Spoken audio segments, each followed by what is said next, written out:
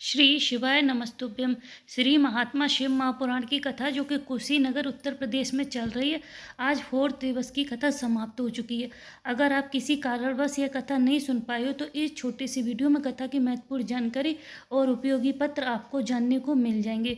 और गुरुजी ने यह भी बताया कि बेलपत्र खाने से हम किन किन बीमारियों से बचे रह सकते हैं, वह भी हम आपको इस वीडियो में बताएंगे। तो चलिए चलते हैं कथा की तरफ। आज की कथा कुछ इस प्रकार से शुरू हुई कि गुरुजी ने कहा कि हम अपने बच्चों को चाहे भले ही कार ना दिलाएं पर उसको संस्कार अवश्य दें। अगर हम उसको संस्कार नहीं देते हैं तो सब कुछ व्यर्थ है, और अगर हम उसको संस्कार देते हैं तो कार तो वह स्वयं भी खरीद लेगा, और अगर हम उसको कार दिला देते संस्कार नहीं दिलाए तो सब कुछ फिर व्यर्थ ही होता है। गुरुजी ने कहा क्योंकि जब घर में बहू आती अगर उसके अंदर संस्कार हैं और फिर वह घर में आएगी तो वह घर परिवार को ससुराल वालों को अपना समझेगी, और अगर उसके अंदर संस्कार नहीं तो वो सिर्फ अपने मायके वालों को, अपनी माँ को, अपनी बहन को, अपने मायके वालों को ही अपना मानेगी, और फिर उसका दिया हुआ या कुछ भी सब कुछ व्यर्थ हो जाएगा।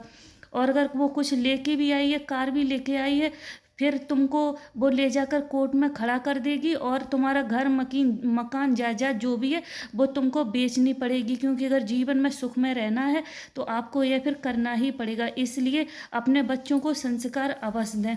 फिर गुरुजी ने कहा कि हम सनातन लोगों के घर में जब शादी होके आती है तो लड़की की जब विदा होके आती है तो उसको चाहे गरीब हो या रईस हो, उसको मैदे की पूड़ी की डलिया बनाकर जो पीले कपड़े में बांधकर और विदा के समय अवश्य दी जाती है जब जब उसकी शादी होती है। फिर गुरुजी ने बताया कि यह प्रथा कहाँ से चली आ रही है। फिर गुरुजी ने कहा कि यह प्रथा शिव पार्वती के विवाह से चली आ रही है, क्योंकि राजा हिमालय ने जब माता पार्वती को विदा करके शिव जी के साथ भेजा था तो उन्होंने ऐसे ही मैदों की पूड़ी की डलिया बनाकर और शिव जी के साथ विदा में दिया था। यह क्यों दी जाती है? फिर सब जब देवताओं को प्रसाद रूप में वितरण की गई तो सबने कहा इसमें तो कोई स्वाद ही नहीं है, ना तो इसमें चीनी है ना तो नमक है। फिर शिव जी ने सबको यह बात का संदेश दिया कि यह मैदा की पूड़ी इस चीज़ का संदेश होती है कि जब तुम्हारे घर में बहू आती है, जब वो एक बेटी है, जब वो बहू बनकर आती है तो उसको तुम्हें सब्जी के साथ खाना है, अचार के साथ खाना, चीनी के साथ खाना, यह तुम्हारे ऊपर निर्भर करता है। ऐसे ही वह बहू, बाप अपनी बेटी को विदा करके भेजता है कि वह बहू जब तुम्हारे घर आई है तो तुम्हें उसको किस ढांचे में ढालना है, कैसा बनाना है, यह पूर्ण तरह से तुम्हारे ऊपर ही निर्भर करता है। फिर गुरुजी ने कहा है कि हर बेटी को कम से कम शादी के 4 साल तक बहुत सोच समझकर चलना चाहिए, और अपने परिवार में कुछ भी बदलाव ज़्यादा लाने का प्रयास नहीं करना चाहिए।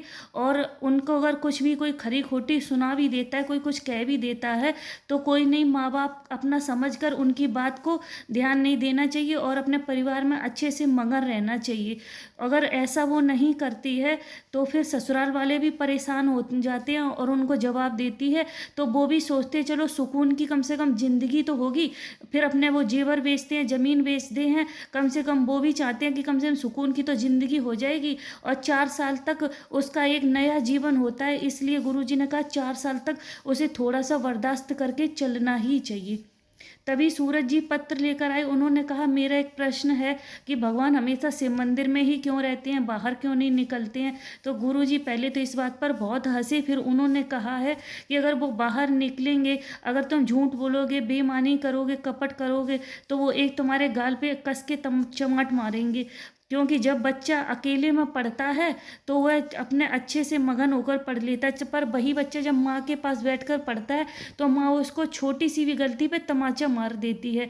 इसलिए वह मंदिर में ही अच्छे हैं। फिर गुरुजी ने कहा महादेव तो हर कंकड़ में हैं, हर जगह व्याप्त हैं, उन्हें कहीं भी ढूंढने की ज़रूरत नहीं पड़ती है। तभी गीता जी भी पत्र लेकर आई गोरखपुर से। उन्होंने कहा 2022 से मेरे पैर में दिक्कत हुई थी, मेरी कमर की हड्डी भी खिसक गई थी, डॉक्टर ने ऑपरेशन को बोला था। फिर मेरी जेठानी ने हमें आपकी कथा के बारे में बताया। फिर अपनी बेटी के साथ धीरे धीरे शिव मंदिर जाते थे और जल चढ़ाते थे, जल का आचमन करते थे। फिर आपने बुधवार की अष्टमी को मूंग और गुड़ वाला उपाय बताया था, वह उपाय भी हमने किया। फिर हम सियोर रुद्रास महोत्सव में कुबरेश्वर धाम गए और हमने वहाँ पर आपकी कथा सुनी और रुद्रास का जल पीने लगे। बाबा की करुणा का क्या वर्णन करूँ कि मेरी कमर जो हड्डी खिसक गई तो वह भी ठीक हो गई और मेरा पैर भी ठीक हो गया। आज मैं पूरी तरह से ठीक हूँ, बाबा का धन्यवाद करने आई हूँ। तभी सीता शर्मा जी गोपालगंज से पत्र लेकर आई। उन्होंने कहा मेरे बेटे को बहुत दर्द हुआ, डॉक्टर को दिखाने पर पता चला कि उसको गठान हो गई है, डॉक्टर ने ऑपरेशन को बोला था। हम लोग बहुत परेशान हो गए थे, क्योंकि क्योंकि मेरे पति भी गुजर गए थे और मेरे बच्चे भी बहुत छोटे छोटे थे। डॉक्टर के पास दिखाने के लिए गए थे तो उनके कंपाउंडर ने वहीं पे हमसे कहा कि आप शिव जी का जल चढ़ा हुआ जल का आचमन करें और जल पिएं, उसके बाद आप आगे ऑपरेशन के बारे में सोचें। फिर हम घर लौट के आए, हम शिव जी पे जल चढ़ाने लगे, उसका आचमन करने लगे।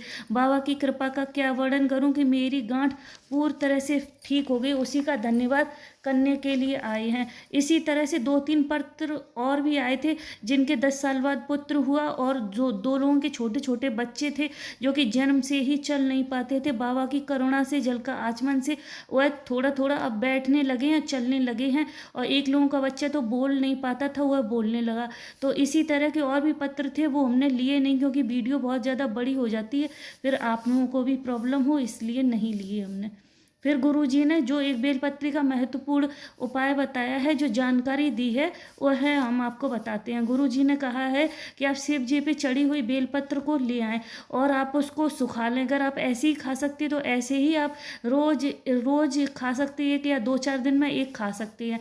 अगर आपके मुंह में छाले हो जाते हैं, आप नहीं खा सकते हैं, तो आप अगर उसका चूरा बना के रख लें। आप बेलपत्र वहाँ से ले आएँ और उसको सुखा के चूरा बना लें। उसका चूरा भी अगर आप सप्ते में एक बार भी अगर खाते हो तो आपको थायराइड, शुगर, बीपी, इनकी दिक्कत आपको जीवन भर कभी नहीं होगी और बाबा की कृपा से आपका शरीर स्वस्थ रहेगा। आपके अंदर कोई भी बीमारी प्रवेश नहीं करेगी। हल्का सा सर्दी, खांसी, जुकाम ये तो नॉर्मल है, ये तो जीवन में लगा ही रहता है। बाकी की वैसी कोई बड़ी बीमारी आपको कभी नहीं होगी। इसी के साथ साथ ये कथा विश्राम हो गई है, कोई बोलने कहने में त्रुटि हुई हो तो उसके लिए क्षमा चाहते हैं। मिलते हैं कल नई कथा के साथ, नई वीडियो में। तब तक श्री शिवाय नमस्तुभ्यम। हर हर महादेव। शिव पर एक लोटा जल अवश्य समर्पित करते रहें। जय भोलेनाथ।